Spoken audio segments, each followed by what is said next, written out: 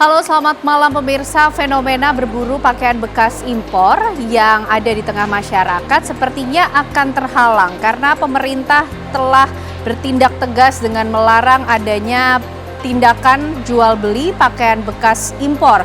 Meskipun kemudian para pedagang pakaian bekas ini sudah bernegosiasi untuk mau membayar pajak, namun nampaknya pemerintah tak bergeming dan terus melakukan razia. Lalu strategi apa yang akan dilakukan pemerintah ke depan untuk terus menekan adanya perdagangan pakaian bekas impor? Kita akan membahasnya di Apa Kabar Indonesia Malam bersama saya Ken Anu. Dan saya Tiara Haraha. Pemirsa, selain itu sejumlah informasi penting dan juga menarik juga akan kami hadirkan untuk Anda. Seluruhnya akan kami hadirkan di Apa Kabar Indonesia Malam.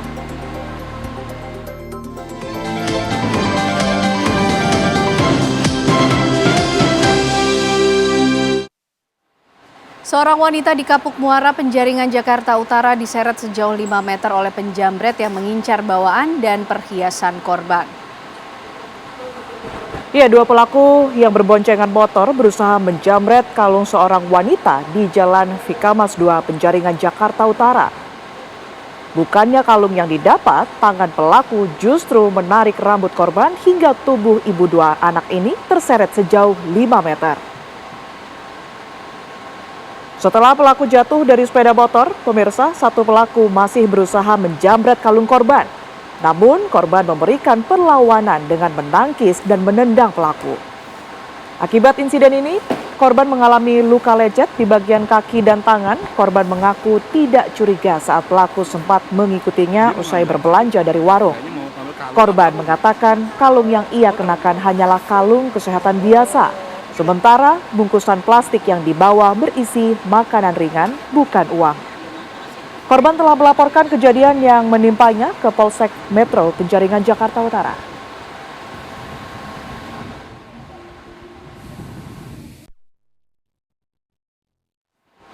Diduga akibat korsleting listrik dalam mesin, satu unit mobil pickup ludes terbakar di daerah Jorong Muaro Momong, Nagari, Sungai Kambut, pemirsa. Di mana lokasi tersebut ini berada di Kecamatan Pulau Punjung, Kabupaten Dharmasraya, Sumatera Barat.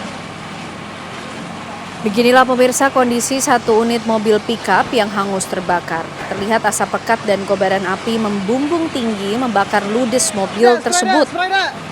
Satu unit mobil damkar milik Pemkab Dharmasraya bersama masyarakat setempat berupaya untuk memadamkan mobil pickup terbakar tersebut. Tidak ada korban jiwa dalam peristiwa ini, sementara kerugian ditaksir mencapai ratusan juta rupiah.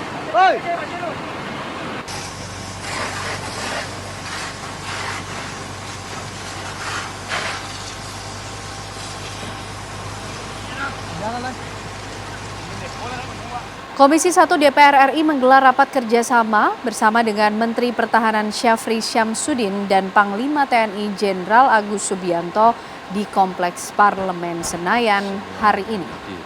Dalam rapat juga hadir Kepala Staf Angkatan Udara Marsikal Muhammad Tony Harjono, Wakil Kepala Staf Angkatan Laut Laksamana Madya Erwin S.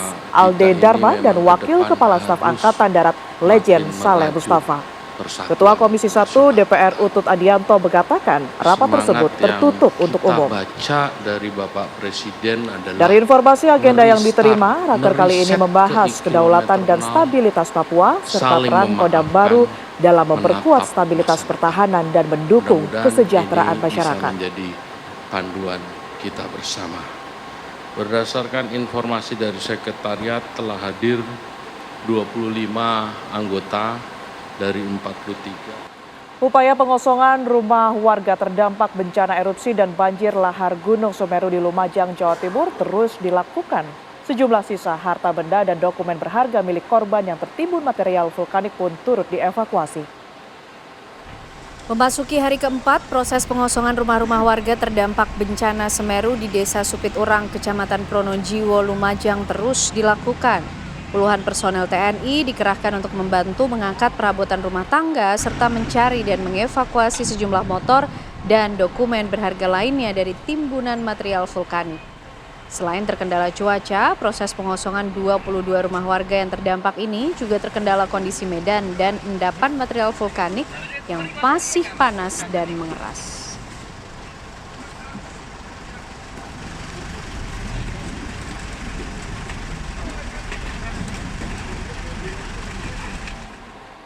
Sebuah video viral di media sosial memperlihatkan sejumlah murid SD yang mencoba melerai pertengkaran dua orang guru di depan kelas. Kejadian ini memicu keprihatinan publik terhadap lingkungan belajar di sekolah.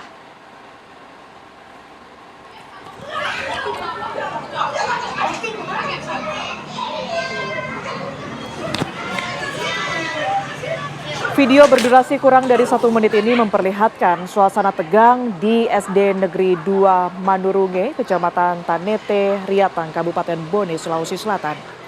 Dua orang guru wanita di SD 2 Manurunge terlibat adu mulut di depan kelas hingga menjadi tontonan para murid. Di tengah situasi memanas tersebut, pemirsa, beberapa murid dengan seragam pramuka terlihat menghampiri dan mencoba memisahkan kedua gurunya, namun justru mendapat semprot dari oknum guru tersebut. Banyak pihak yang menyayangkan insiden tersebut terjadi di lingkungan pendidikan yang seharusnya menjadi tempat aman dan nyaman bagi anak-anak, justru menjadi contoh yang buruk bagi para murid. Meski belum diketahui apa motif pertengkaran oknum guru tersebut, Badan Kepegawaian dan Pengembangan Sumber Daya Manusia BKPSDM Bone telah melayangkan surat pemanggilan untuk dimintai klarifikasi.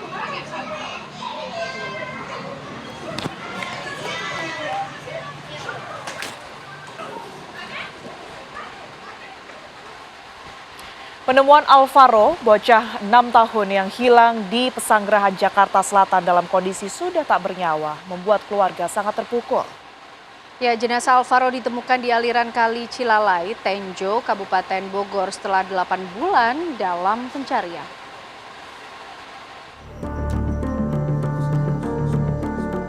Tugimin, kakek Alvaro, bocah berusia 6 tahun yang hilang di Pesanggerahan Jakarta Selatan, tak dapat menutupi kesedihannya. Ia tak menyangka polisi akhirnya menemukan cucu tercintanya setelah 8 bulan menghilang, namun dalam kondisi sudah tak bernyawa. Apalagi jasad Alvaro ditemukan di aliran Kali Cilalai, Tenjo, Kabupaten Bogor. Sangat terpukul saya, shock sekali. Apalagi ibu langsung begitu dikasih tahu sama Ibu Pak Polres bahwa Alvaro diketemukan dalam kondisi meninggal, langsung shock. Saya sendiri pun juga tadi langsung shock juga. Gimana nggak shock kita? Karena Alvaro itu sejak kecil itu ikut saya, berdekatan dengan saya. Keluarga pun belum melihat kondisi jenazah Alvaro secara langsung. Jenazah Alvaro hingga kini masih berada di Rumah Sakit Polri Kramat Jati guna menjalani tes DNA dan pemeriksaan lab forensik. Kondisinya kita juga sendiri belum tahu seperti apa penemuannya itu. Ya otomatis namanya sudah 9 bulan ya otomatis ya udah nggak karu-karuan lah, barangkali seperti itu. Saya sih belum melihat jasadnya pun juga belum melihat. Usianya sendiri Alvaro berapa sih Pak? Usia sekarang ini mau jalan 7 tahun. 7 tahun. 7 tahun. Nanti April tahun depan itu 7 tahun. Waktu hilang ya 6 tahun. Alvaro Kiano Nugroho dilaporkan hilang pada 6 Maret 2025 lalu. Terakhir, Alvaro terlihat di sekitar area Tanah Kusir, RC Veteran Kelurahan Bintaro. Untuk mencari keberadaan Alvaro, keluarga sudah melapor ke polisi dan juga menghubungi sanak saudara dan kerabat dekat. Selama proses penyelidikan, Kepolisian Polres Metro Jakarta Selatan sempat terkendala sejumlah bukti yang belum cukup serta keterangan dari saksi. Pihak keluarga sempat menduga Alvaro dibawa orang tak dikenal. Sebelum hilang, Alvaro tinggal dengan sang kakek di Pesanggerahan. Pasalnya, ayah kandung Alvaro masih menjalani hukuman di Lapas Cipinang. Sedangkan ibunda Alvaro berprofesi sebagai pekerja migran di Malaysia. Tim TV One mengabarkan. Usai jeda pemirsa, kita akan melihat lebih jauh bagaimana sebetulnya dari kasus hilangnya Alvaro selama 8 bulan dan akhirnya ditemukan dalam kondisi meninggal dunia. Usai jeda kami kembali untuk Anda. Pemirsa, setelah 8 bulan pencarian, polisi akhirnya menemukan Alvaro Kiano Nugroho, bocah 6 tahun yang dilaporkan hilang sejak Maret 2025. Namun tragis, Alvaro ditemukan dalam keadaan meninggal dunia di wilayah Bogor, Jawa Barat. Jasad Alvaro ditemukan di bantaran Jembatan Cilalai, Desa Singabraja, Kecamatan Tenjo, Kabupaten Bogor, Jawa Barat pada Minggu 23 November kemarin. Penemuan ini berawal dari penyisiran yang dilakukan petugas gabungan dari Polres Jakarta Selatan, Polda Metro Jaya, dan Polsek Tenjo dibantu warga sekitar. Pencarian dilakukan dengan menyusuri bantaran Kali Cilalai dengan bantuan anjing pelacak. Menurut salah seorang saksi, petugas melakukan penyisiran intensif sebelum akhirnya menemukan jasad Alvaro dalam kondisi sudah menjadi kerangka di bantaran kali. Hingga kini polisi masih melakukan pendalaman dan penyelidikan terkait dengan penyebab kematian serta dugaan pembuangan jasad korban di lokasi tersebut. Jasad Alvaro kini telah berada di Rumah Sakit Polri Kramat Jati, Jakarta Timur untuk dilakukan proses otopsi.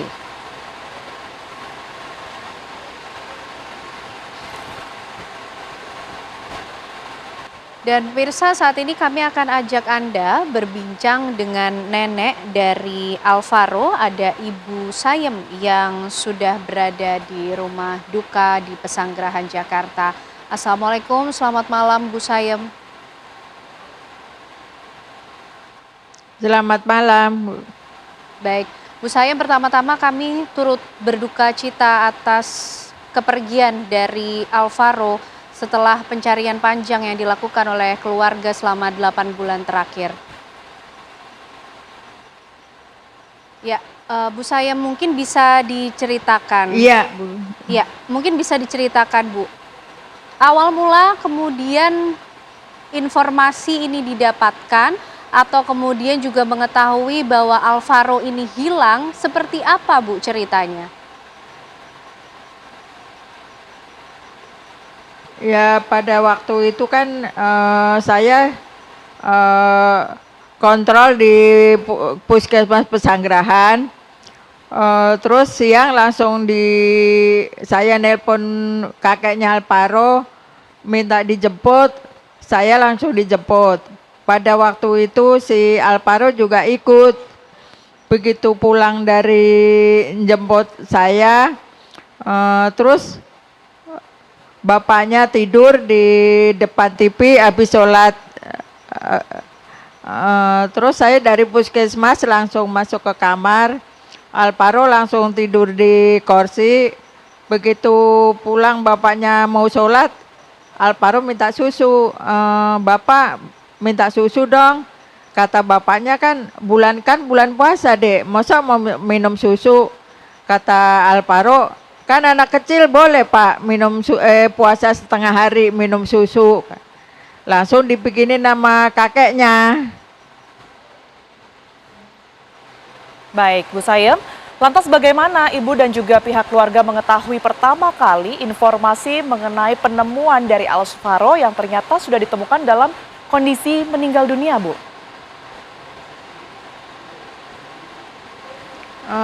Kemarin sore tuh sekitar 5:30 dari Bu Polsek itu ke rumah, langsung ngasih tahu ke kakeknya Alvaro, Pak, katanya korban ini sudah ditemukan, tapi udah meninggal dunia katanya. Terus yang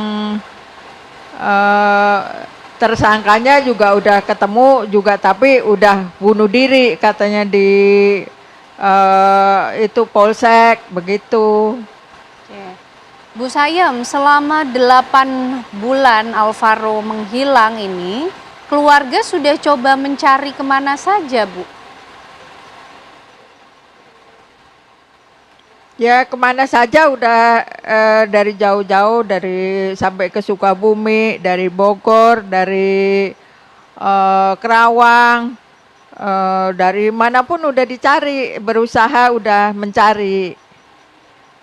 Dari sejak penemuan Bu Sayem hingga hari ini, apa pihak keluarga juga sudah melihat langsung jasad Alvaro, Bu Sayem?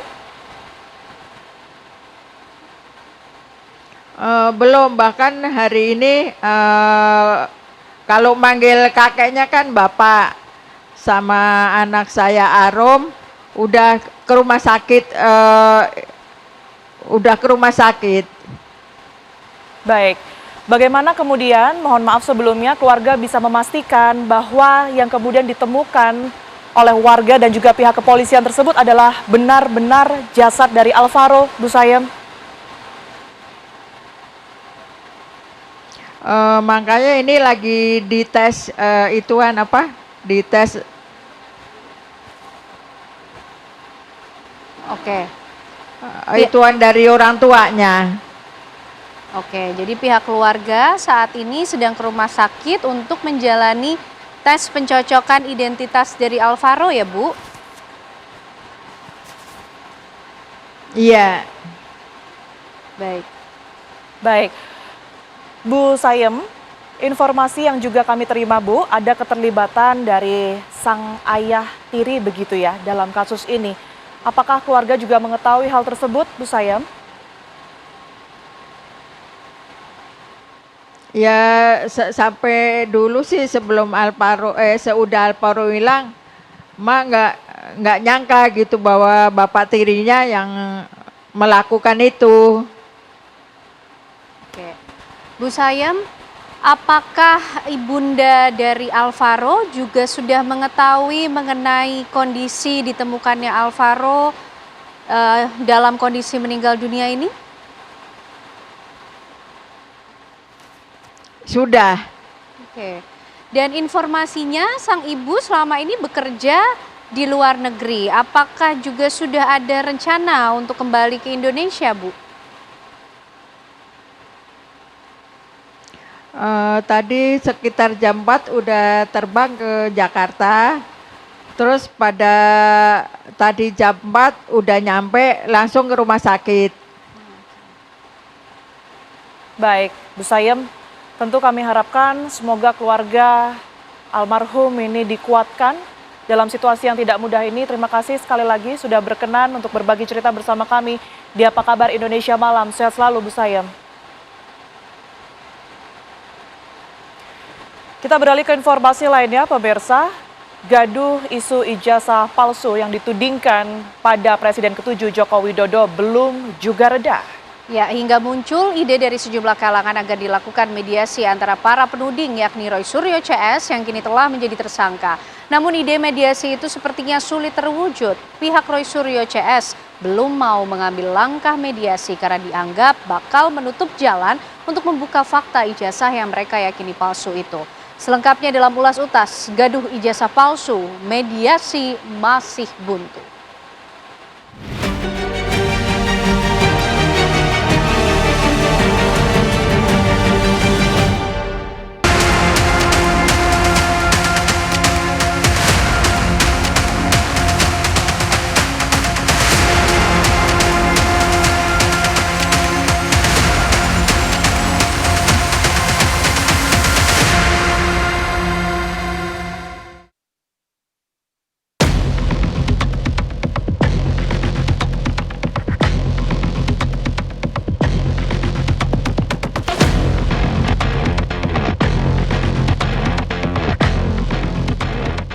Kasus dugaan fitnah serta pencemaran nama baik yang dilaporkan Presiden ke-7 Joko Widodo serta pelapor lainnya ke Polda Metro Jaya telah menyeret 8 orang sebagai tersangka. Para tersangka terbagi dalam 2 klaster. Yang pertama adalah Egy Sujana, Kurnia Tri Rohyani, Rizal Fadilah, Rustam Effendi, dan Damai Hari Lubis. Klaster kedua yaitu Roy Suryo, Rismon Hasiholan Siadipar, serta Tifauzia Tiasuma.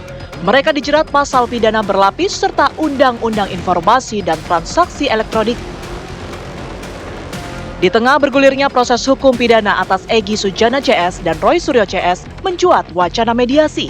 Ada harapan mediasi bisa menyelesaikan perkara yang diwarnai kegaduhan panjang yang dinilai kontraproduktif itu.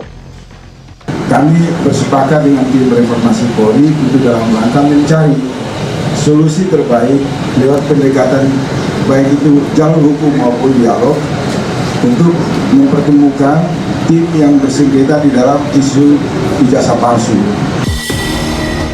Ide mediasi itu mencuat dalam pertemuan sejumlah kalangan dengan Komisi Percepatan Reformasi Polri.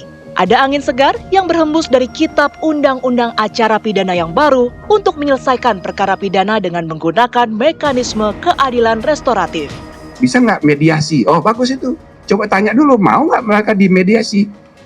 Ya kan? Baik pihak Jokowi dan keluarga maupun pihak Roy Suryo dan kawan-kawan, mau nggak dimediasi? Nah, jadi status tersangkanya tetap, ya kan? Tapi dimediasi dulu. Kalau misalnya ditemukan titik temu, ya kan? Bisa nggak dilanjutkan pidananya.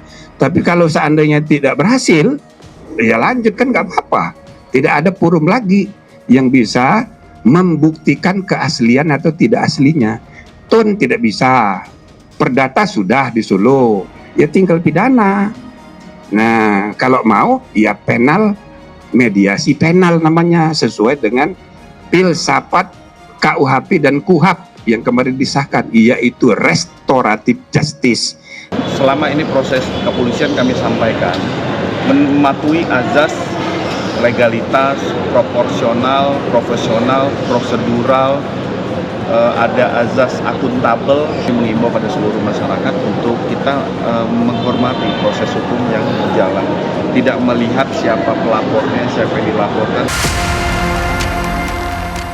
Meski ada peluang bebas dari ancaman hukum penjara, namun rupanya celah mediasi itu belum ingin ditempuh oleh pihak Roy Suryo dan para tersangka lainnya. Mereka justru beranggapan bahwa mediasi yang berujung pada penghentian proses hukum justru akan menutup jalan untuk membuka fakta tentang ijazah yang mereka yakini palsu itu.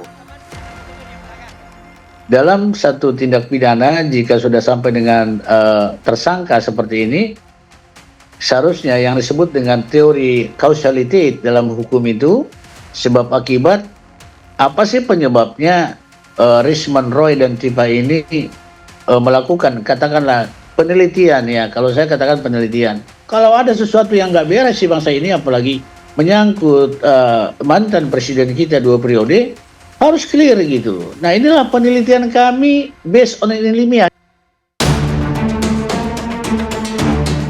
Sementara itu, pihak pelapor kasus tudingan ijazah palsu tak menutup pintu jika para tersangka akan mengajukan langkah mediasi. Namun mereka juga tak mau tindakan para penuding ijazah palsu yang bermuatan pidana itu disebut sebagai penelitian ilmiah. Tidak menutup kemungkinan terjadinya perdamaian gitu ya.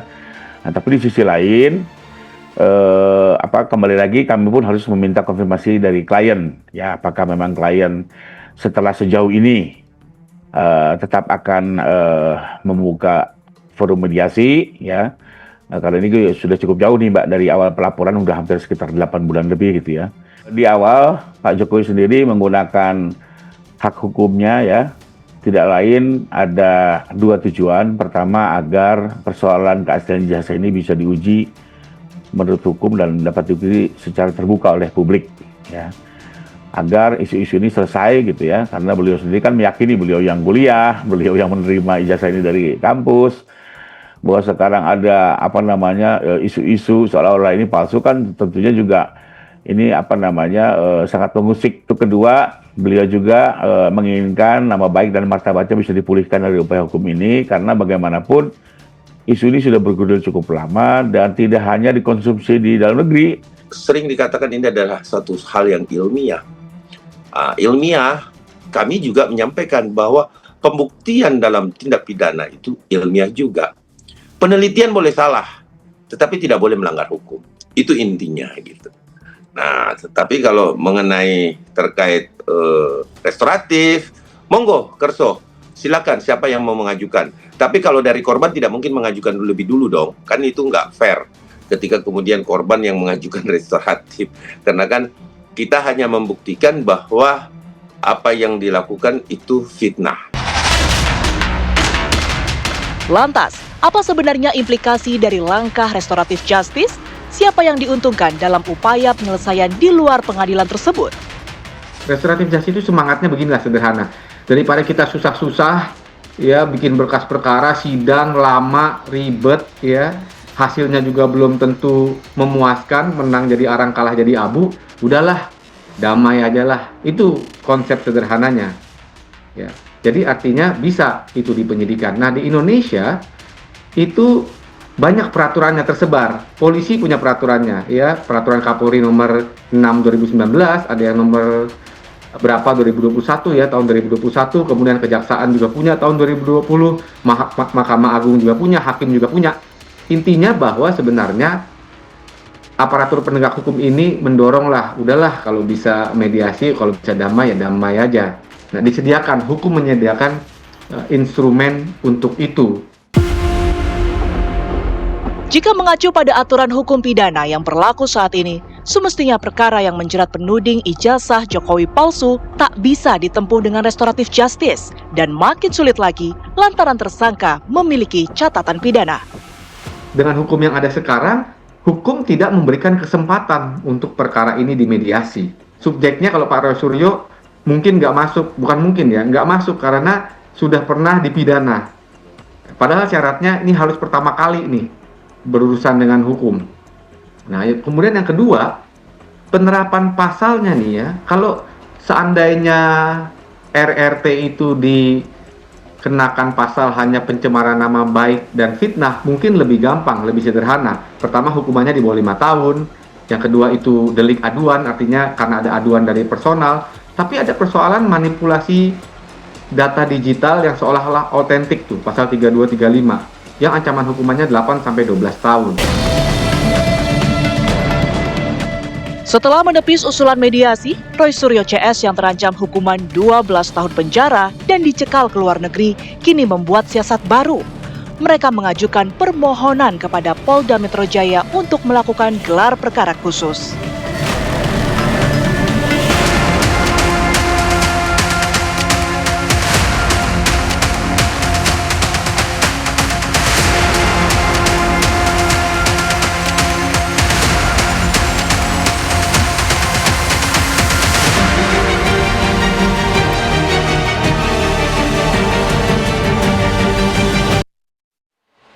Fenomena masyarakat berburu pakaian bekas impor nampaknya akan terhalang karena pemerintah Indonesia dengan tegas sudah melarang adanya impor pakaian bekas ataupun juga thrifting yang seringkali terjadi di tengah masyarakat. Meskipun para pedagang thrifting telah menegosiasikan kepada pemerintah bersedia membayar pajak. Bagaimana kemudian upaya pemerintah untuk menekan impor pakaian bekas? Kami akan membahasnya untuk Anda di Apa Kabar Indonesia Malam, usai jeda.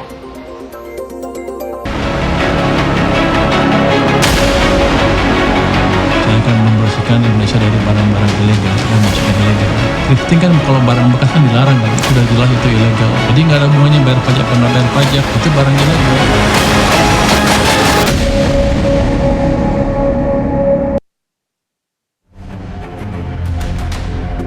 Fenomena masyarakat untuk berburu pakaian bekas sepertinya akan terhalang beberapa waktu ke depan. Pasalnya, pemerintah sudah bertindak tegas untuk melarang penjualan pakaian bekas impor yang kerap disebut dengan thrifting. Tidak hanya melarang penjualan pakaian bekas atau balpres, penegakan hukum melalui kepolisian juga gencar dilakukan dengan melakukan razia dan pemusnahan pakaian bekas impor. Meski para pelaku usaha thrifting berupaya bernegosiasi dengan pemerintah dengan menyatakan kesiapannya membayar pajak, namun sepertinya pemerintah bergeming. Melihat data Badan Pusat Statistik, impor pakaian bekas yang tercatat saja angkanya sudah cukup mencengangkan. Bagaimana tidak? Pada tahun 2023, impor pakaian bekas hanya 12,9 ton dengan nilai 29,8 ribu dolar Amerika. Angka ini melonjak 302% pada tahun 2024, mencapai 3.865 ton dengan nilai 1,54 juta dolar Amerika, dan hingga Agustus 2025 sudah mencapai 1.242 ton. Data yang ada adalah pakaian bekas yang masuk secara legal. Belum terhitung dengan pakaian impor ilegal yang jumlahnya jauh lebih besar. Lalu, strategi apakah yang akan dilakukan untuk menekan impor pakaian bekas yang sudah menjadi bagian dari gaya hidup masyarakat dewasa ini? Akankah industri tekstil lokal akan menggeliat usai keran impor balpres ditutup?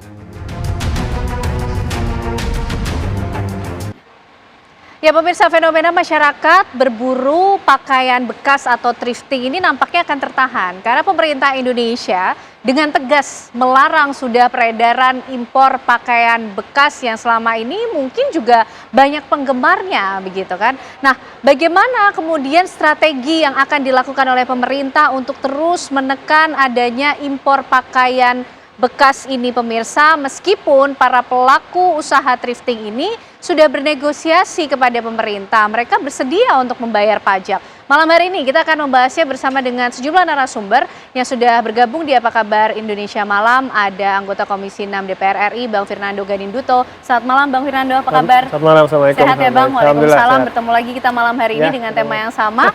Dan ada juga sudah bergabung bersama kita malam hari ini ada Bang Rifai, perwakilan pedagang atau pelaku usaha thrifting Pasar Senen. Selamat malam Bang Rifai, apa kabar? Selamat malam Mbak Ane. Sehat ya Bang ya? Sehat. Sehat. Dan juga bergabung bersama kita melalui sambungan Zoom ada Pak Sarman Simanjorang, Ketua Apindo. Selamat malam Pak Sarman. Selamat malam Ane, selamat sehat dan semangat selalu. Salam sehat dan semangat selalu. Oke, Bang Rifai, mungkin kita ingin meluruskan dulu, ingin punya pemahaman yang sama dulu tentang bisnis thrifting ini. Sebetulnya gimana sih Bang Rifai kalau di Pasar Senen para pedagangnya dapat barang dari mana, kemudian membeli dari siapa? Gimana Bang Rifai? Jadi thrifting ini sebenarnya kan sudah lama. Dari mungkin sekitar 40 tahun ke belakang sebenarnya sudah ada thrifting ini. Nah, memang peningkatan thrifting itu meningkat sejak COVID. Sejak COVID itu memang meningkatnya luar biasa. Mungkin di saat itu ya orang-orang tidak bisa keluar rumah. Jadi PSBB kan waktu itu. Ya. Nah, jadi dari sejak itulah thrifting ini memang meningkat pesat. Nah, kalau sekarang kenapa jadi thrifting meningkat pesat? Ya mungkin karena lebih ke lifestyle sih. Barang-barang ini unik gitu. Barang-barang ini unik, tidak bisa didapatkan dari tempat lain. Hanya ada satu macam itu aja. Oke. Nah, jadi kenapa tidak diproduksi massal gitu ya? Tidak diproduksi massal. Nah, bisnisnya ini ya kebetulan memang barangnya itu sumber utamanya dari Korea dan Jepang. Korea dan Jepang. Ya kita membelinya itu ke para pemasok yang ke Indonesia. Oke, jadi kebanyakan dari Korea dan Jepang dan para pedagang ini juga membeli ya dari pemasok itu ya? Iya, kita beli langsung dari pemasok. Dalam bentuk seperti apa dan biasanya kualitas barangnya, gambarannya seperti apa juga Bang Rifai? Dia kan bentuk bal press. Dari dalam bal press itu nanti ada sekian ratus pieces, nah itu akan disortir. Disortir itu nanti akan dipilih mana yang bisa dijual mahal, mana yang bisa dijual sedang, dan mana yang dijual murah. Tapi kebanyakan rata-rata barang itu memang semuanya layak jual. Semuanya layak jual. Layak jual. Yang dimaksud layak jual ini indikator atau standarnya seperti apa Bang Rifai kalau kita bicara pakaian bekas? Artinya barang ini tidak ada yang sobek-sobek, tidak ada ya seperti baju pada umumnya. Bisa masih dipakai. Layak untuk dijual. Ya seperti tadi kita awal bicara, Mbak Ani juga kan termasuk pecinta thrifting. Pernah membeli thrifting? Pernah, tapi artinya pernah menyukai thrifting, ya kan? Nah, kenapa Mbak Ana menyukai thrifting? Ya mungkin karena dia itu tadi lebih barangnya ini lebih unik. Jadi mungkin barang-barang yang tahun 80-90-an di zaman sekarang ini muncul lagi ini barang. Itu namanya yang vintage tadi. Nah, jadi karena keunikan itu sebenarnya. Kalau ditanya masalah harga di baju-baju thrifting itu sebenarnya banyak lebih mahal dari baju-baju baru. Nah, Bang Rifai dan teman-teman pedagang thrifting ini kan tadi membeli dari pemasok ya? Betul. Kebanyakan yang berasal dari Korea dan juga Jepang barang-barangnya. Harga yang dibayarkan itu apakah juga diinformasikan termasuk untuk pajak dari barang itu masuk Indonesia atau tidak? Tidak. Jadi sebenarnya barang ini kita tahu dilarang. Itu memang kita tahu. Tapi yang pasti begini. Usaha ini sudah digeluti berpuluh tahun. Baru rame penindakan itu memang kurang lebih 2-3 tahun ke sini. Tahun 2023 itu juga pernah, waktu itu zamannya Pak Zulkifli Hasan sama untuk penindakan di baju bekas. Tapi waktu itu ada solusi untuk para pedagang. Solusinya apa waktu itu, Bang? Waktu itu kita diperbolehkan memang sampai barang habis. Waktu zaman Pak Zulkifli Hasan 2023. Artinya menghabiskan stok saja? Menghabiskan stok itu. Oke. Nah, sekarang penindakannya ya sejak pernyataan Pak Menteri Purbaya. Keuangan, ya memang sekarang lebih gencar. Jadi APH sekarang itu ya memang sih lebih kencang untuk penindakan sekarang di lapangan. Oke. Tapi yang kita harapkan sebenarnya Mbak Ane, ini kita cari solusi.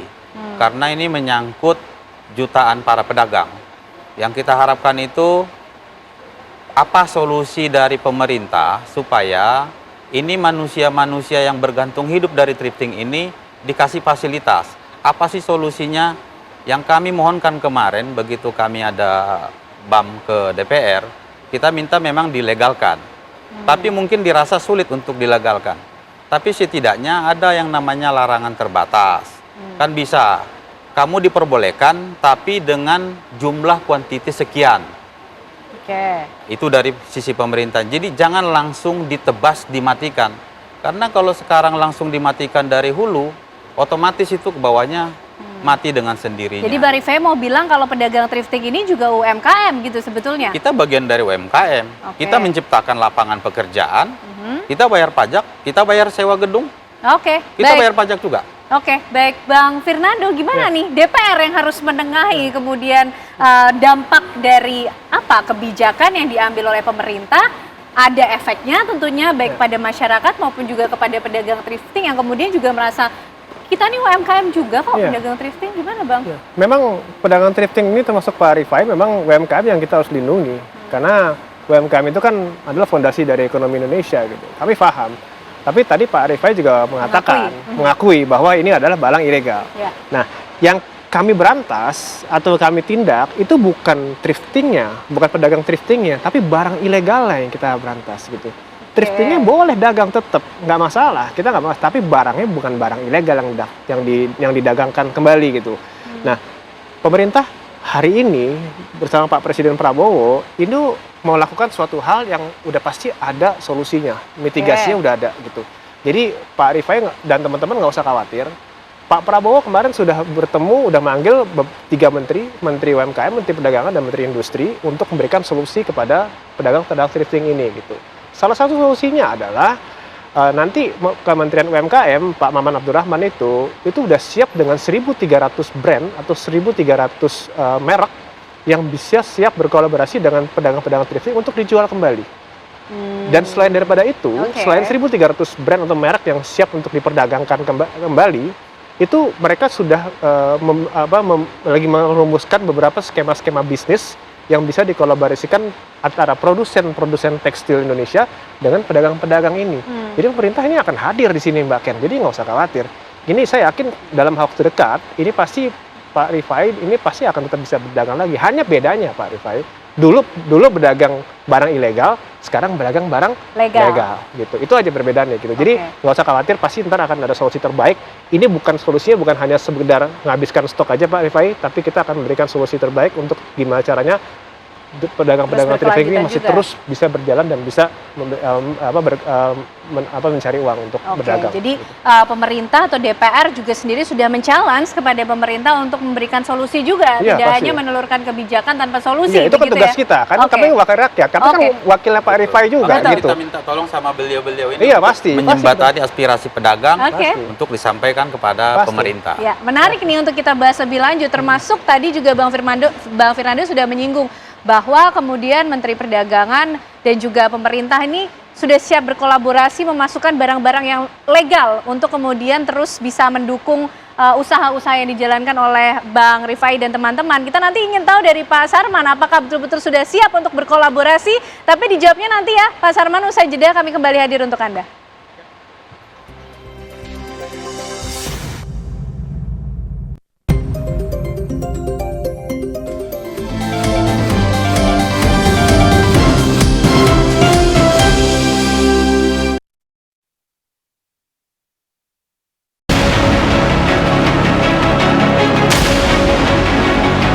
kan membersihkan Indonesia dari barang-barang ilegal yang masuknya ilegal. Thrifting kan kalau barang bekas kan dilarang kan, sudah jelas itu ilegal. Jadi nggak ada hubungannya bayar pajak atau nggak bayar pajak, itu barang ilegal.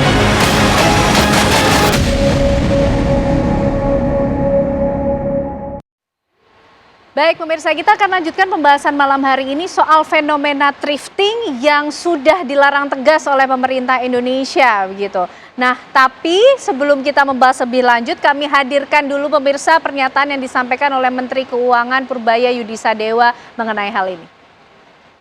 Ya, beberapa pedagang thrifting meminta thrifting untuk dilegalkan dan mereka berjanji untuk membayar pajak. Tanggapan Bapak, tanggapan saya nggak perlu dengan bisnis thrifting. Yang saya kendalikan adalah barang ilegal yang masuk ke Indonesia. Saya akan membersihkan Indonesia dari barang-barang ilegal yang masuknya ilegal. Thrifting kan kalau barang bekas kan dilarang kan, sudah jelas itu ilegal. Jadi nggak ada hubungannya bayar pajak apa nggak bayar pajak, itu barang ilegal. Baik, itu pernyataan dari Menteri Keuangan Purbaya Yudisadewa dan kami juga memiliki data pemirsa yang mungkin bisa Anda simak bersama dan menjadi bahan pembahasan kita malam hari ini. Kami coba hadirkan untuk Anda, ini adalah indeks keyakinan konsumen di tahun 2025. Kami coba rangkum untuk Anda di tahun 2021 ada sekitar 7,9 ton pakaian bekas yang masuk senilai 44,1 ribu US dollar. Kemudian di tahun 2022 ada 26,2 ton.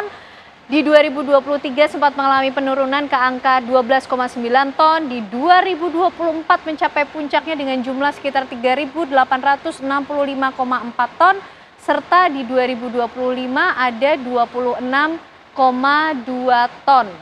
Sekitar 272,1 ribu US dollar ini pemirsa. Ini sumber yang kami kumpulkan menjadikan gambaran bagi kita soal bagaimana banyaknya pakaian bekas yang masuk ke Indonesia. Dan ini di sejumlah negara pemirsa, kami juga hadirkan untuk Anda negara-negara yang menjadi asal pakaian bekas yang masuk ke Indonesia. Ada dari Hong Kong di urutan pertama, kemudian Taiwan, Singapura, Arab Saudi, Malaysia, Uni Emirat Arab dan juga lainnya, termasuk tadi juga disampaikan oleh Bang Rifai ada dari Korea dan juga dari Jepang.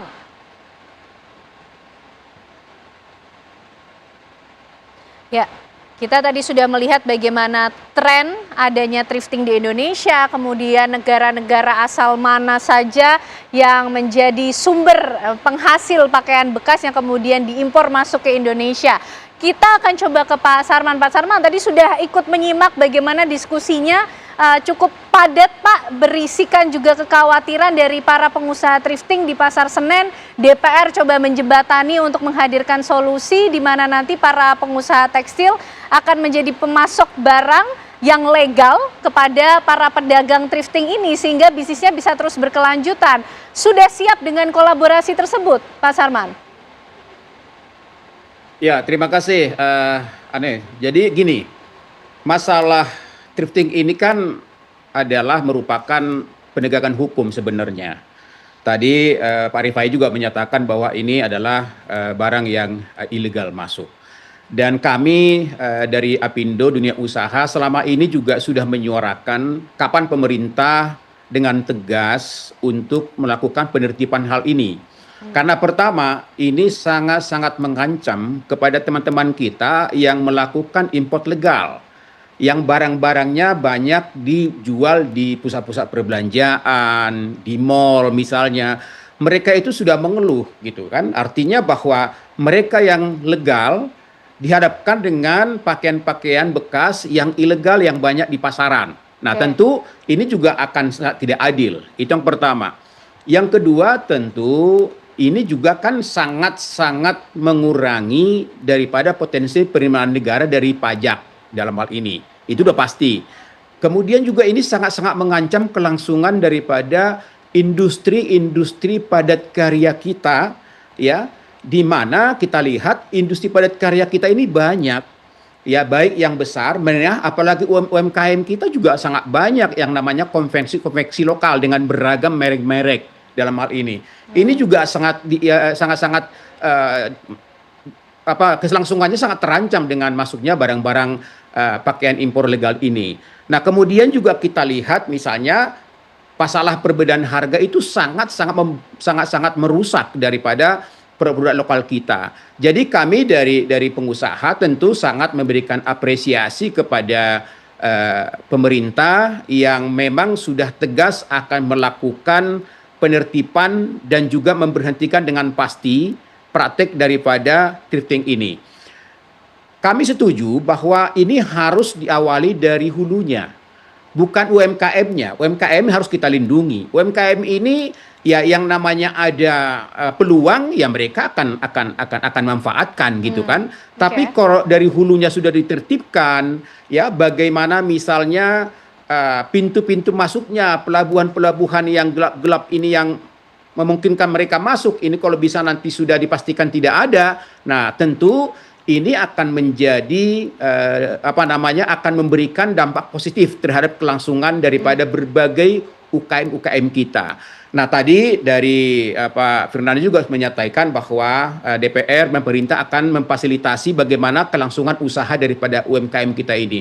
Saya melihat peluang ini sangat besar kepada UKM kita dan industri padat karya kita yang mampu mensuplai kepada UKM kita, pedagang-pedagang UKM kita. Karena sebenarnya ya banyak industri kita, banyak brand-brand kita yang juga layak dijual. Hanya memang yang perlu adalah bagaimana pemerintah juga memberikan stimulus kepada IKM industri ini ya. Pertama misalnya bagaimana mereka juga diberikan akses pembiayaan, kemudian juga bahan baku, kemudian juga dari sisi teknologi, harga energi, logistik, ya termasuk misalnya adalah ya mengenai upah dalam hal ini. Nah, karena perbedaannya harga. Kenapa konsumen kita lari kepada pakaian-pakaian bekas ilegal ini? Karena dari sisi kualitas, dari sisi harga lebih murah dibandingkan lokal kita. Tapi kalau harga-harga produk lokal kita juga bisa hampir menyamai, saya yakin penduduk Indonesia akan lebih cinta memakai produk Indonesia. Gitu. Oke, baik. Bang Rifai, gimana mungkin merespon mengenai hal ini? Tadi juga sudah coba dicarikan solusinya. Thriftingnya bisa harapannya terus jalan, Bang. Tapi barangnya saja yang diganti gitu. Begini, Pak. Jadi sepertinya thrifting ini selalu dijadikan kambing hitam mengenai hancurnya UMKM lokal di Indonesia. Tapi menurut kami ya, bukan thrifting yang membunuh UMKM lokal atau produksi tekstil di Indonesia. Bukan thrifting. Kalau kemarin meminjam data yang disampaikan dari teman-teman di DPR itu, hanya 0,5 sekian persen pengaruhnya di tekstil Indonesia. Yang utama itu adalah produk Cina ilegal yang masuk ke Indonesia itu hampir menguasai 80% pasar Indonesia. Nah, pertanyaannya, kenapa selalu thrifting yang dijadikan tumbal gitu loh? Artinya thrifting inilah sebenarnya yang membunuh UMKM. Saya rasa enggak juga. Kita bicara produk tekstil di Indonesia. Apa sih yang bikin tutup? Yaitu tadi, produk-produk Cina itu yang masuk. Masa kerudung bisa dijual Rp1.000? Gimana? Jadi Bang Rifai dan teman-teman yang mempertanyakan justru kok bisa barang-barang tersebut masuk begitu? Iya, jadi jangan thrifting terus yang dijadikan tumbalnya gitu. Tadi masalah harga. Harga thrifting kan kita udah tadi bicara. Thrifting itu banyak lebih mahal dari harga baju baru. Kenapa diminati? Karena memang segmentednya itu beda. Bukan, artinya gini, saya kenapa menyukai thrifting? Itu tadi karena dia keunikannya. Dia nggak ada yang barang yang sejenis yang bisa didapatkan di satu tempat. Hanya itu aja. Jadi dia lebih ke lifestyle gitu. Nah, kita sebenarnya, saya ini jujur menolak ini. Kita para pedagang thrifting itu menolak kalau dikaitkan thrifting itu pembunuh UMKM. UMKM lokal. Jadi yang utama yang membunuh itu adalah produk-produk Cina yang masuk ke Indonesia yang tanpa batas. Nah, sementara pemerintah selama ini kemana aja? Kerannya dibuka lebar gitu, Oh Bang? iya dong, dibuka lebar. Katanya Street Tech tutup. Pertanyaan saya, Street Tech kenapa tutup? Kalau yang kita baca-baca di media itu Street Tech tutup itu karena korupsi, bukan karena thrifting. Baik. Bukan karena thrifting. Menarik nih Bang Rifai, nanti mungkin juga bisa ditanggapi oleh DPR, tapi sebelumnya pemirsa kami juga akan ajak Anda untuk melihat bagaimana tanggapan masyarakat mengenai pelarangan adanya thrifting. Karena fenomena thrifting ini tidak hanya di Jakarta ya, tapi di daerah-daerah lain di Indonesia juga marak begitu terjadi. Bersama rekan kami Yasin Idris di Surabaya, Jawa Timur. Yasin, silakan. Ya pemirsa, dengan adanya kebijakan yang akan diterapkan bahwa akan melarang thrifting yang dilakukan oleh Menteri Keuangan, ini banyak sekali pendapat masyarakat, ada yang setuju dan juga ada yang tidak. Nah, bagaimana suara masyarakat yang ada di kota Surabaya? Sudah bersama dengan saya, ini salah satu narsum dengan Mbak siapa Mbak? Aulia. Mbak Aulia, ini kan tentunya sudah mendengar ya dengan kebijakan yang nantinya akan dihapuskan semua thrifting ada di Indonesia. Nah, Mbak Aulia sebagai masyarakat mungkin pernah menikmati thrifting juga, setuju nggak dengan kebijakan ini? Saya setuju dengan kebijakan penghapusan thrifting di Indonesia karena dengan adanya penghapusan thrifting ini membantu industri tekstil lokal itu lebih maju dan berkembang ke depannya. Karena dengan adanya thrifting memang mungkin masyarakat lebih memilih thrifting daripada industri tekstil lokal. Cuman mungkin Pak Purbaya lebih memberikan alternatif agar harga-harga yang industri tekstil lokal itu lebih murah dibanding dari biasanya yang seperti sekarang, seperti itu. Kalau Mbak Aulia sendiri sepanjang mungkin ya sepanjang ini pernah menikmati nggak sih thrifting? Bagaimana sih kesannya? Pernah sih dulu waktu SMA nyoba sekali itu kalau di Surabaya kita ada Tugu Pahlawan, di situ kita sering mencoba beli thrifting. Itu rasanya seru sih, tapi ternyata kita jadi tahu kalau itu nggak baik untuk kesehatan juga karena kita nggak pernah tahu kan itu bekas siapa, higienis atau tidak gitu, seperti itu sih. Baik, berarti dari sisi kesehatan Mbak Aulia ya. Betul. Oke, nah coba kita dengar pendapat lainnya, ada juga salah satu narsum saya yang ada di sini. Mbak, izin bertanya sedikit ya dengan Mbak siapa Mbak? Ayu. Mbak Ayu, boleh agak geser sedikit Mbak Ayu? Mbak Ayu, kalau Mbak Ayu sendiri sudah pernah mendengar tentunya tentang kebijakan thrifting di Indonesia akan dihapuskan gitu ya. Nah kalau Mbak Ayu sendiri sebagai warga nih setuju nggak dengan kebijakan ini? Kalau saya sih enggak. Kalau saya setuju kalau dihapuskan karena menurut saya secara kesehatan itu kita nggak pernah tahu ya untuk baju itu udah dipakai sama siapa. Lalu penyakit-penyakit apa yang di baju itu untuk kuman-kumannya juga kita nggak pernah tahu. Walaupun udah dicuci berkali-kali tapi ya tetap aja gitu. Jadi saya setuju bakal dihapus gitu. Kalau misalnya dari sisi harga yang lebih murah, kemudian katanya kualitasnya juga bagus gitu kan, branded. Nah, Mbak setuju gimana melihat ini Mbak Ayu? Kalau saya secara harga memang dia rendah sekali, tapi nantinya akhirnya bakalan kita sendiri juga yang kena penyakit, entah itu dari penjualnya atau dari pembelinya gitu. Jadi saya tetap setuju bakal dihapus. Gitu. Bakal dihapus ya. Kalau Mbak Ayu melihat nih, kan banyak nih penjual thrifting yang ada nih. Kira-kira nasib mereka nanti kan gimana nih kalau misalnya dihapus? Kalau Mbak Ayu sendiri gimana pandangannya? Kalau dari pengusahanya sih mungkin bisa diatur ya regulasinya oleh pemerintah. Jadi mereka tetap bisa berusaha tanpa harus menghapuskan usahanya gitu. Baik, terima kasih banyak Mbak Ayu ya, maaf sudah mengganggu waktunya ya. Nah itu tadi pemirsa ada dua pendapat yang memang mereka ini setuju dengan thrifting ini dihapuskan. Namun tadi saya sempat berbincang juga dengan salah satu narsum saya tapi sudah cabut dikarenakan hujan. Dia tidak setuju karena alasannya menurut dia selain faktor harga yang lebih murah kemudian kualitasnya bagus. Nah dia meminta kalau memang mau dihapuskan berharap apabila produk Indonesia ingin bersaing maka diperbaiki kualitasnya seperti itu yang diharapkan. Sementara itu kan suara masyarakat dari Surabaya kembali ke Jakarta. Terima kasih Yasin Idris sudah mengcapture bagaimana respon masyarakat khususnya di Surabaya soal pelarangan adanya thrifting di Indonesia. Nah Pak Sarman, tadi sudah mendengar bagaimana penjelasan ataupun keresahan sebetulnya yang dirasakan oleh para pedagang thrifting Pak khususnya di Pasar Senen begitu ya. Tadi juga ada respon masyarakat. Gimana nih Pak Sarman? Teman-teman pedagang thrifting juga ini kan menjual barang-barang karena selama ini nampaknya pengawasan dari pemerintah sendiri begitu longgar, memberikan ruang yang begitu besar bagi masuknya barang-barang impor khususnya dari Cina begitu? Ya, pertama memang betul bahwa barang-barang dari Cina ini juga salah satu yang kita harapkan akan dijaga oleh pemerintah supaya itu tidak akan mengancam kelangsungan daripada industri padat karya kita. Dan bahkan Kadin ya bersama dengan Kementerian Perdagangan bulan Juli 2024 yang lalu itu juga sudah membentuk Satgas yang tujuannya salah satunya adalah barang-barang yang masuk dari Cina yang ilegal itu juga sangat-sangat murah, dan itu juga sangat mengancam gitu loh. Itu memang salah satu faktor. Tapi terus terang bahwa yang jelas bahwa thrifting ini adalah barang ilegal. Ini yang harus dituntaskan oleh pemerintah. Nanti ada solusi terhadap pedagang-pedagang ini, adalah solusi bagaimana mereka mampu menjual produk-produk Indonesia yang juga sebenarnya tidak kalah kualitas. Karena kalau tadi Pak Rifai bilang bahwa bukan thrifting, saya rasa konsumennya sama.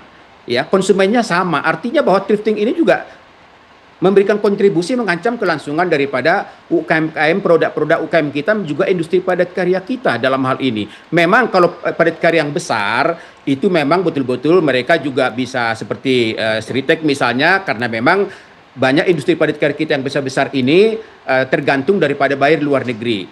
Tapi kalau UKM kita yang jutaan ini, konveksi yang ada di seluruh Indonesia ini cukup banyak, dan mereka juga memiliki kualitas yang tidak kalah dalam hal ini. Nah, ini juga harapan kami juga menjadi salah satu peluang bagi para pedagang-pedagang UMKM kita, supaya bangga juga lah menjual produk Indonesia. Jangan bangga menjual produk asing yang tanda kutip adalah barang bekas. Kita ini menuju bangsa yang besar. Jadi lagi dicap kita menjadi negara yang masih memakai atau menjual produk-produk daripada barang bekas dalam hal ini. Tapi ini merupakan bagian daripada pendapat kami. Tapi kami setuju bahwa ini harus ada jalan tengahnya. Karena kita tidak ingin juga pendapatan daripada teman-teman kita UKM ini juga terhambat dalam hal ini gitu. Oke, baik Bang Fernando dari tadi sudah menjalankan perannya untuk mendengarkan dulu aspirasi dari berbagai kelompok masyarakat. Karena di segmen berikutnya Bang Fernando kita ingin tahu jalan tengah kemudian yang sudah coba dipikirkan. Dalam hal ini DPR mungkin men-challenge pemerintah juga untuk memikirkan bagaimana solusi terbaiknya. Kami akan hadirkan jawabannya untuk Anda pemirsa sesaat lagi.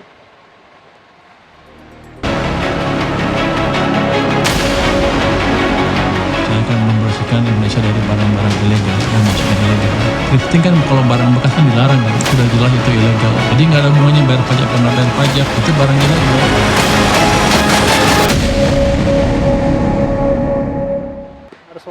Baik pemirsa, kita lanjutkan lagi pembahasan mengenai bagaimana kebijakan pelarangan thrifting di Indonesia ini. Bang Fernando tadi sudah mendengar ya, sebagai wakil rakyat sudah mendengar bagaimana suara aspirasi dari masing-masing kelompok masyarakat yang kemudian ikut terlibat dalam bisnis thrifting ini.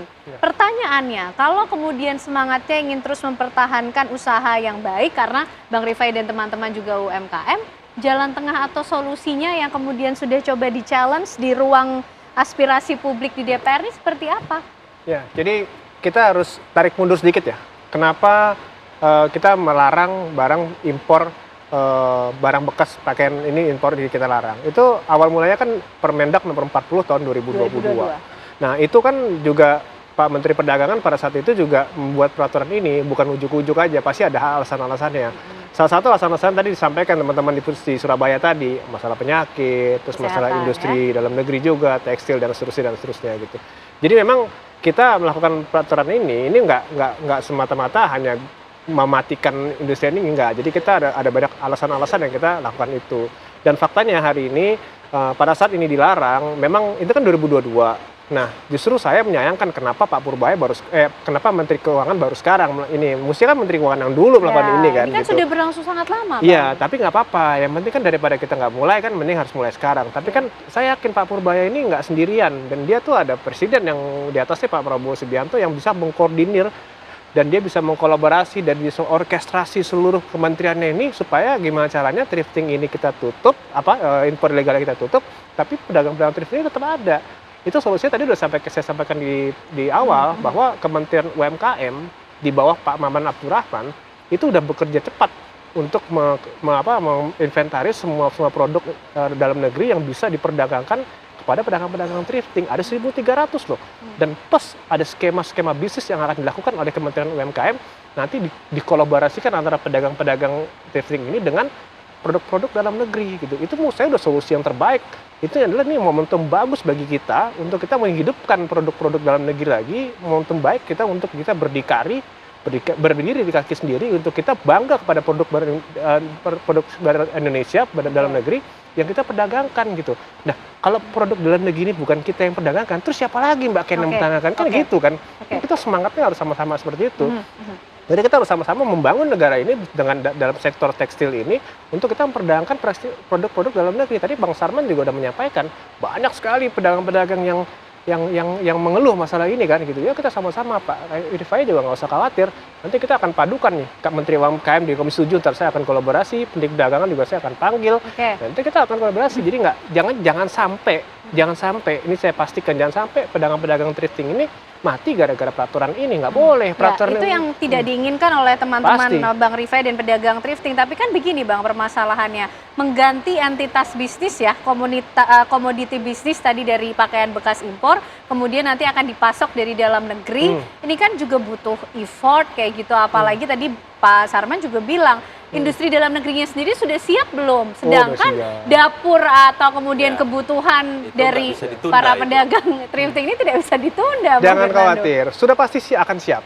Kementerian UMKM sudah siap, Kementerian Perdagangan, Kementerian Perindustrian semua udah dirapatkan di istana pada saat itu. Mungkin Rifan juga tahu juga, itu Pak Prabowo udah menginstruksikan ini untuk persiapkan itu semua. Nggak usah khawatir, pasti akan siap. Siap nggak siap harus siap. Kita menjelang Natal nih, menjelang Tahun Baru, menjelang Idul Fitri, Ramadan. Iya, betul. Ini semua harus siap. Jadi nanti eksekutif itu kementerian itu harus kerja keras untuk gimana caranya pedagang-pedagang thrifting ini nggak boleh sampai kehabisan barang, Mbak. Oke. Gitu. Pak Sarman, singkat mungkin, siap tidak siap harus siap kemudian untuk bisa ikut mendukung jalan tengah terbaik sebagai solusi dari permasalahan ini. Saya sangat yakin ketika pemerintah tegas ya untuk melarang praktek-praktek thrifting ini, maka industri padat karya kita, konveksi UMKM kita akan semakin produktif. Karena apa? Karena peluang mereka menjadi tuan rumah di negeri sendiri itu akan sangat-sangat terbuka, tidak lagi dihantui oleh masuknya barang-barang atau katakanlah pakaian-pakaian bekas ilegal yang selama ini sangat mengancam. Itu pertama. Yang kedua tentu yang tadi dikatakan oleh Pak dari DPR bahwa kita harus melakukan perlindungan terhadap pedagang-pedagang kecil kita dari barang-barang bekas dari luar negeri. Jadi ini harus kita lindungi mereka supaya jangan mereka lagi menjual, tapi juallah produk-produk Indonesia yang saat ini tadi sampaikan juga sama Pak Fernando itu hampir 1.300 brand yang sudah siap juga dipasok ke pasaran dalam hal ini. Nah tentu ini yang saya katakan tadi perlu memang adanya stimulus-stimulus dari pemerintah, bagaimana juga melakukan pembinaan terhadap UMKM kita, terutama UKM-UKM penjual-penjual pakaian-pakaian ini ya, supaya masa transisi ini betul-betul juga bisa memastikan bahwa usaha mereka akan tetap berlanjut dan produktif begitu. Baik Pak Sarman. Bang Rifai, seperti apa 1.300 brand dari Indonesia siap menggantikan komoditi bisnis Bang Rifai dan juga teman-teman, termasuk harapannya seperti apa Bang?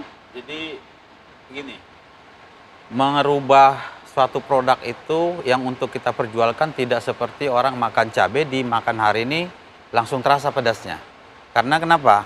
Orang sudah terbiasa. Kita misalkan sudah terbiasa jual produk thrifting. Tiba-tiba masuk produk dari pemerintah. Oke. Apakah ini akan jalan? Pertanyaannya itu, apakah akan jalan? Kalau jalan ya syukur. Artinya kita sepakat nih. Kita ini sebagai anak bangsa semua harus kolaborasi untuk memajukan UMKM. Kita sepakat itu. Kita nggak ada tidak ada. Dan siap mendukung juga kalau memang siap betul mendukung. bisa. Tapi yang kita harapkan itu sekarang adalah ini sekarang ada dari pemerintah, dari Kementerian UMKM membuat terobosan, untuk memasukkan yang brand-brand 1.300 tadi. Tapi maksudnya sambil ini berjalan, ya dikolaborasi dulu gitu loh. Jangan langsung ditebas, dimatikan. Ini tadi momen kita ini Natal, Tahun Baru, Ramadan, Idul Fitri. Berdekatan semua berbarengan. Artinya kalau dari sisi pedagang, ini momen yang ditunggu-tunggu para pedagang. Dalam 1 tahun yang ditunggu-tunggu ya begini. Padahal justru di momen ini ya dengan kebijakan yang mulia Pak Purbaya, ya kita nggak ada lagi stoknya, apa yang mau kita jual. Jadi mudah-mudahan kita yang pasti dari pedagang, dari sisi pedagang, kita tidak melawan pemerintah, tidak. Yang kita harapkan solusi. Ya. Jadi kita ini pedagang ini sebenarnya korban. Kami ini adalah pelaku yang sudah berusaha di bidang ini cukup lama, dibiarkan. Tapi begitu ada perubahan, ada peraturan baru, ada undang-undang yang lebih menegaskan lagi, harus dirubah produknya. Artinya kan butuh penyesuaian. Jadi nggak bisa serta-merta dirubah jenis jualannya terus akan jalan. Apa jaminannya? Apa akan jalan? Terus kalau nggak jalan, apakah ini nanti manusia-manusia yang bergantung hidup di thrifting ini akan bertahan? Artinya jutaan lagi akan tambah pengangguran-pengangguran baru. Oke. Baik. Nanti kalau nggak jalan laporkan ke DPR, Bang. Nanti kita siap. Artinya ruang publik selalu terbuka untuk mendengarkan bagaimana kemudian laporan yang terjadi juga di lapangan. Yang kita tunggu adalah tadi ramuan solusi terbaik, jalan tengah untuk semua pihak, tentunya untuk kepentingan bangsa dan negara dan juga untuk kesejahteraan masyarakat. Tadinya kita harapkan tuh ada dari pihak Kementerian Perdagangan sebenarnya. Kita harapkan hal yang sama, tapi mungkin di ruang yang berbeda nanti akan bisa kemudian difasilitasi. Tapi terima kasih ya Bapak-Bapak untuk perbincangannya semua malam hari ini. Saya bisa tambahkan sedikit? Sedikit sekali Pak Sarman. Ya, jadi gini, kita harus menyemangati Pak Rifai dan kawan-kawan bahwa yang nantinya mereka jual juga pakaian yang sama. Hanya bedanya ini lokal dan pakaian bekas. Saya yakin produsen, para konsumen akan mencari pakaian makanan itu merupakan salah satu kebutuhan utama dari. Baik, kita tunggu optimismenya jalan tengah terbaik. Terima kasih Bang Fernando, terima kasih Bang Rifai, terima kasih Pak Sarman malam hari ini sudah bergabung bersama kami di Apa Kabar Indonesia Malam. Kami masih akan menghadirkan sejumlah informasi lain untuk Anda pemirsa bersama dengan Tiara Harahap. Ya, Ken dan juga pemirsa, Satuan Reserse Narkoba Polrestabes Medan terlibat aksi kejar-kejaran dengan penyelundup narkoba di perairan Asahan, Sumatera Utara. Informasinya akan kami hadirkan usai jeda berikut ini.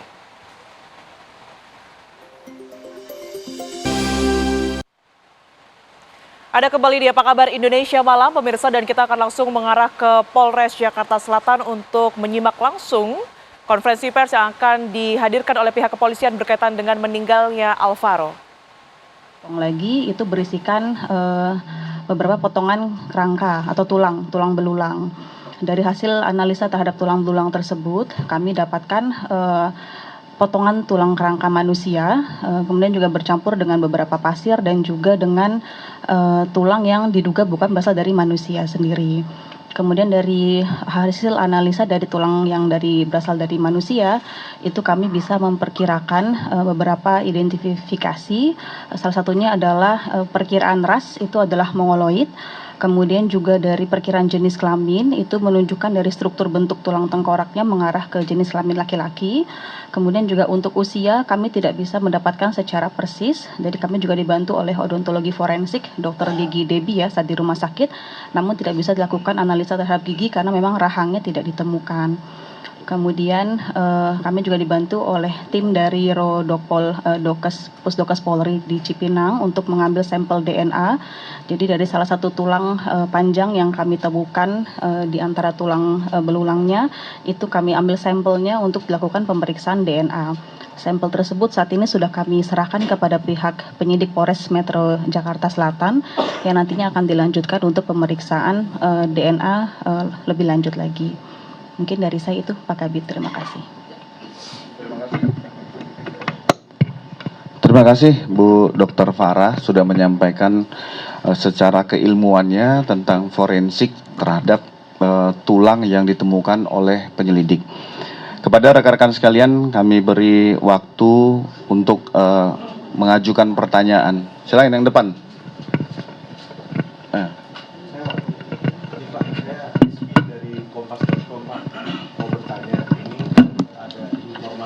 Bahwa pelaku ini melakukan tadi ya Pak saat pemeriksaan berlangsung begitu, dan itu bagaimana sih Pak kronologisnya, dan tolong dijelaskan mungkin bagaimananya, lalu motifnya dia bunuh diri itu kenapa, itu sudah ketemu atau belum? Oke, terima kasih Mas Rizky. Jadi pada saat sudah dilakukan pemeriksaan dan dilakukan gelar perkara terkait tentang terduga patut diyakini dari beberapa alat bukti yang bersangkutan melakukan tindakan pembunuhan terhadap Ananda AKN. Pada saat tempo waktu proses pemeriksaan itu sampai dengan Minggu dini hari. Jadi yang bersangkutan dititipkan di ruangan konseling. Kami luruskan kepada rekan-rekan media. Tersangka mengakhiri hidupnya dengan cara gantung diri di ruangan konseling. Kenapa di ruangan konseling? Karena status yang bersangkutan sudah tersangka, besok pagi akan dilakukan pemeriksaan medis. Apakah tersangka ini memiliki penyakit bawaan ataupun penyakit menular, sehingga belum bisa dijadikan satu dengan tahanan lainnya. Nanti secara detail menjawab pertanyaan Mas Rizky, silakan Dr. Farah juga yang melakukan uji visum et repertum terhadap tersangka yang mengakhiri hidupnya. Silakan dokter.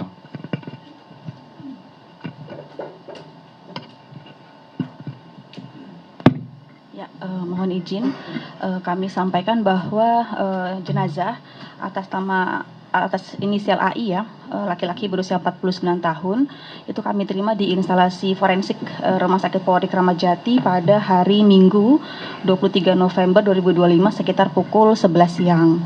Kemudian ada permintaan visum untuk dilakukan pemeriksaan luar dari Polres Metro Jakarta Selatan. Pemeriksaan dilakukan pukul 1:25 menit, itu dilakukan oleh rekan saya, Dr. Arfiani, spesialis forensik dan mediko-legal. Dari hasil pemeriksaan beliau, itu dapatkan jenazah laki-laki berusia 49 tahun bergolongan darah O. Kemudian ditemukan adanya luka lecet tekan yang melingkari leher. Itu diduga sesuai dengan pola gambarannya, sesuai dengan kasus gantung. Kemudian tidak ditemukan adanya tanda-tanda kekerasan lainnya pada permukaan tubuh lainnya. Mungkin itu yang bisa saya sampaikan. Itu ya dari penjelasan Dr. Farah terkait tentang visum et repertum. Kami juga mengajukan kepada pihak keluarga untuk dilakukan otopsi, tetapi pihak keluarga belum berkenan.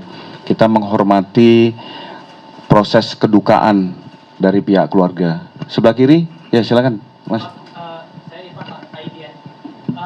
Terkait dengan motifnya Pak.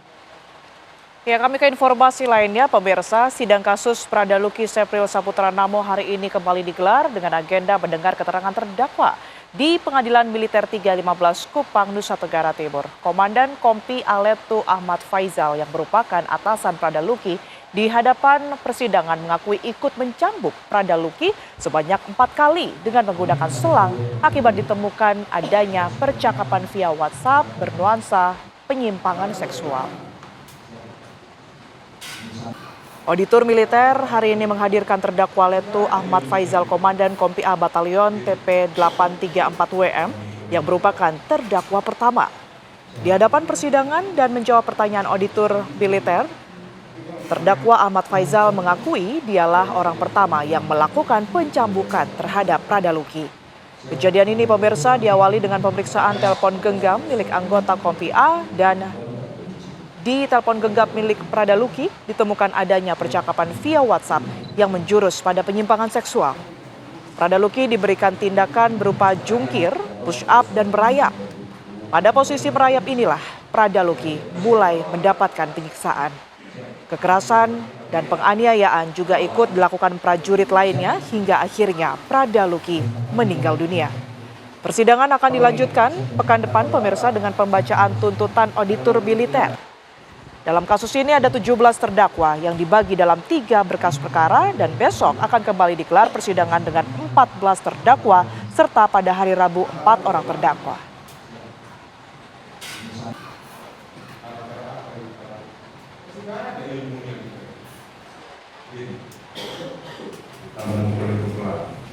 Kepolisian Resor Kota Besar Bandung terus mendalami kasus kematian Raditya, balita berusia 4 tahun yang meninggal dengan sejumlah luka di sekujur tubuhnya. Ya, dari hasil pemeriksaan dan otopsi menunjukkan adanya dugaan kuat bahwa korban mengalami kekerasan fisik yang diduga dilakukan oleh ibu tirinya. Polisi juga telah melakukan pemeriksaan terhadap 5 orang saksi termasuk terduga pelaku yang merupakan ibu tiri korban dan telah diamankan.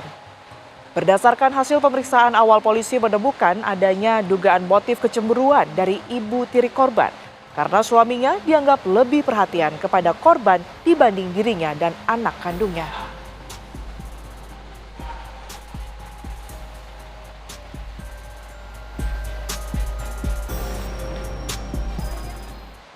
Pemirsa, viral diduga gara-gara hal sepele, selisih paham dan cekcok di jalan. Pemotor tewas dibacok dan ditusuk senjata tajam oleh sesama pemotor di Jalan Ciwastra, Mekarjaya, Kecamatan Rancasari, Kota Bandung, Jawa Barat. Pelaku pun kini berhasil diamankan Polsek Rancasari dan Satreskrim Polrestabes Bandung. Dalam rekaman kamera pengawas terlihat keributan dan salah satu pengendara tewas ditusuk dan dibacok hingga terkapar. Tak butuh waktu lama, pelaku berhasil ditangkap oleh jajaran Polsek Rancasari dan Reskrim Polrestabes Bandung di wilayah Ciwidey, Kabupaten Bandung saat hendak melarikan diri. Kejadian bermula saat korban dan terduga pelaku sedang berkendara. Ketika korban hendak berbelok, ia diduga tidak menyalakan lampu sen. Pelaku yang merasa kesal kemudian menegur korban.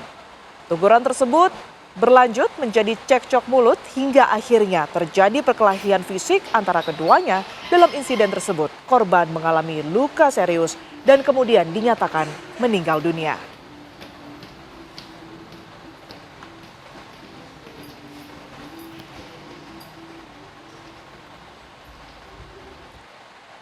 Satuan Reserse Narkoba Polrestabes Medan terlibat aksi kejar-kejaran dengan penyelundup narkoba di perairan Asahan, Sumatera Utara. Akibat panik, para pelaku membuang seluruh barang bukti narkoba dan menceburkan diri ke laut. Penangkapan para pelaku di perairan Asahan ini sempat terekam kamera amatir milik petugas yang sedang melakukan pengejaran. 2 orang pelaku yang sedang berada di atas kapal terlihat panik saat dikejar oleh petugas dan membuang sejumlah bungkusan hitam yang diketahui berisi narkotika jenis sabu hingga menyeburkan diri ke laut. Para pelaku disinyalir bukan kali pertama menyelundupkan narkoba dari luar negeri ke Indonesia. Kini polisi tengah memburu pelaku lain yang terlibat dalam jaringan narkoba ini, termasuk pengendali dalam jaringannya.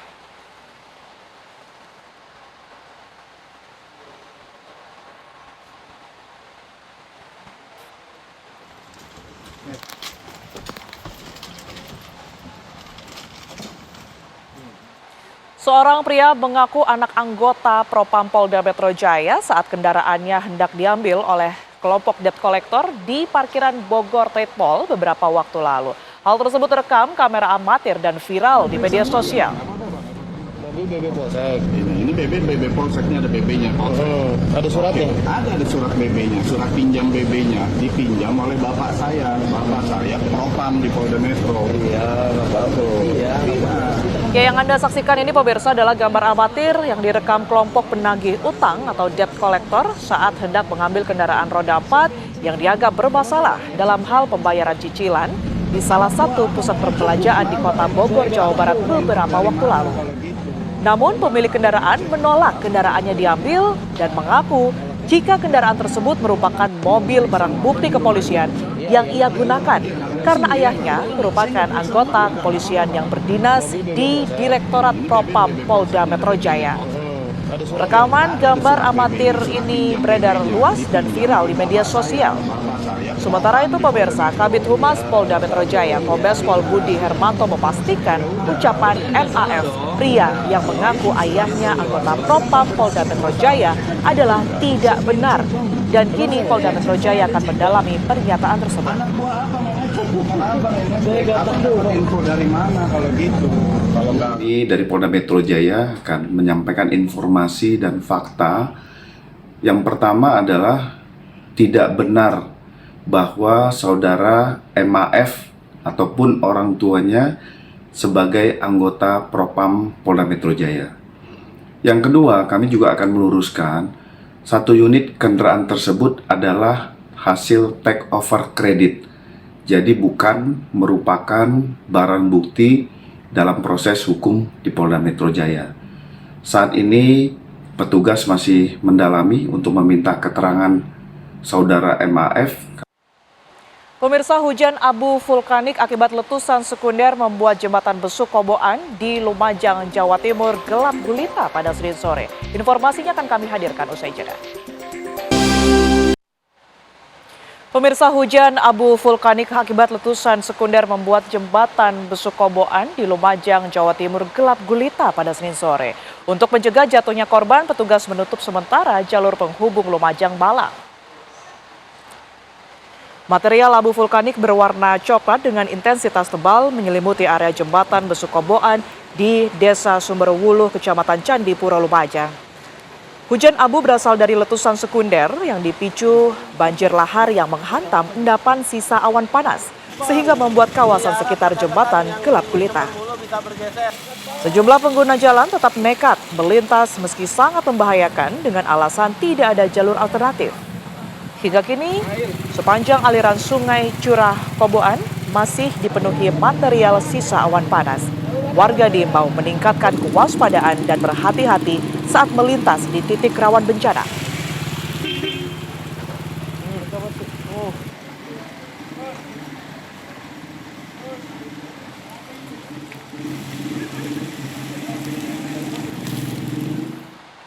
Sebuah kendaraan roda 2 hangus terbakar di SPBU Jalan Raya Cihampelas, Kabupaten Bandung Barat.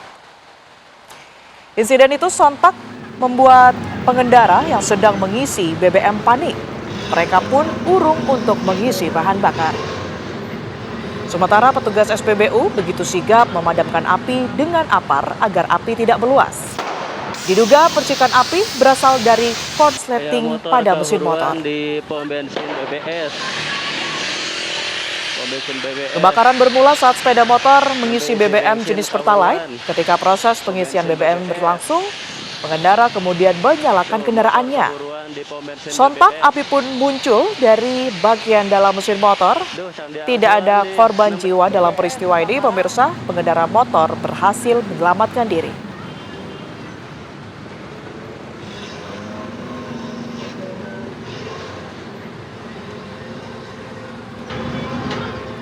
Diduga akibat korsleting listrik dalam mesin, satu unit mobil pickup ludes terbakar di daerah Jorong Muaro Momong Nagari, Sungai Kambut, Kecamatan Pulau Punjung, Kabupaten Darmasraya, Sumatera Barat.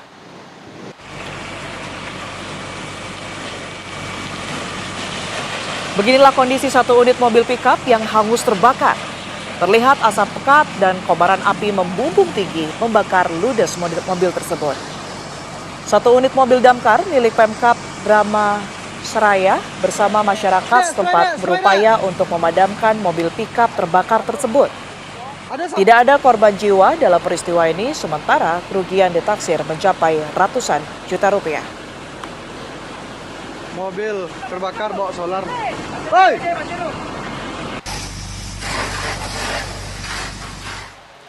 Sebuah bengkel motor di Garut, Jawa Barat terbakar diduga akibat hubungan arus pendek listrik. Api yang membesar kemudian merembet ke bangunan rumah yang ada di sampingnya.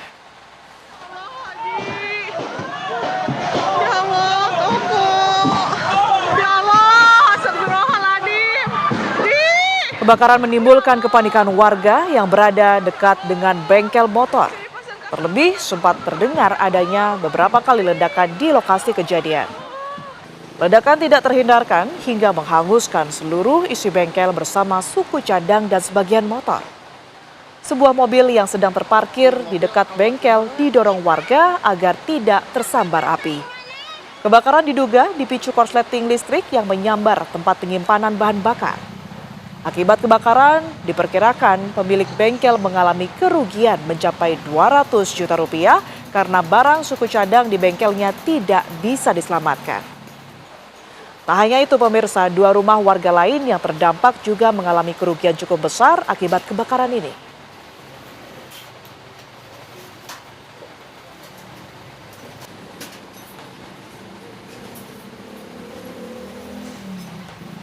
Sementara itu pemirsa, diduga akibat korsleting listrik yang berasal dari mes karyawan, sebuah toko bangunan 2 lantai di Jalan Beratang, Binangun, Surabaya, ludes terbakar.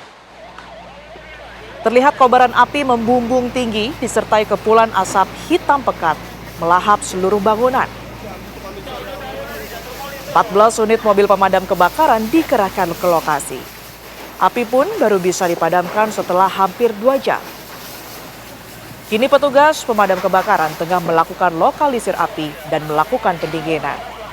Meski tak ada korban jiwa, pemirsa, namun kerugian yang ditimbulkan mencapai ratusan juta rupiah.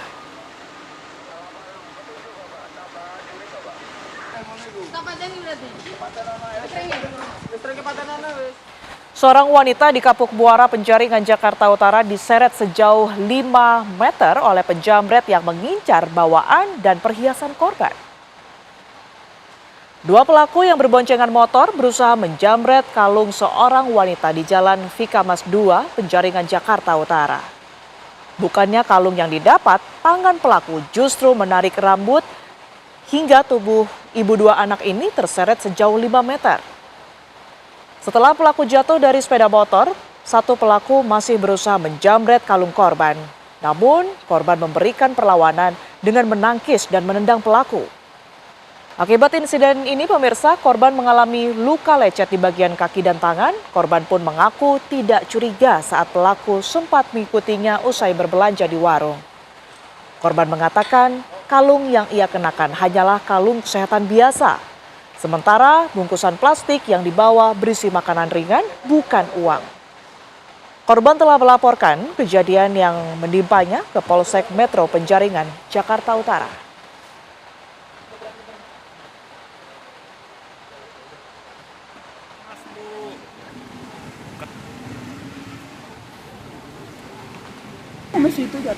Dia mau ngambil apa sih, Bu? Kayaknya mau ngambil kalung apa Bu? Nggak tahu. Oh, tahu. Kalung juga Pak Asu. Tapi ya, informasi tadi sekaligus menutup Apa Kabar Indonesia malam hari ini, pemirsa. Saya Tiara Harahap. Dan saya Kirana, pemirsa, beserta teman-teman yang bertugas di Apa Kabar Indonesia malam pamit undur diri. Saat lagi program Fakta akan hadir untuk Anda. Terima kasih, selamat malam. Sampai jumpa.